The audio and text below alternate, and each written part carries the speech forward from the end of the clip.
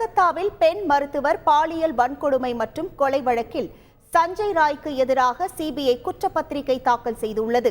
Kolkata RJ கர் மருத்துவக் கல்லூரி மருத்துவமனையில் முதுநிலை பயிற்சி பெண் மருத்துவர் ஒருவர் ஆகஸ்டில் பாலியல் வன்கொடுமை கொலை செய்யப்பட்டார். இது தொடர்பாக சஞ்சய் ராய் என்பவர் கைது செய்யப்பட்டார். இந்த வழக்கு விசாரணையை சிபிஐக்கு மாற்றி கொல்கத்தா உயர்நீதிமன்றம் உத்தரவிட்டது.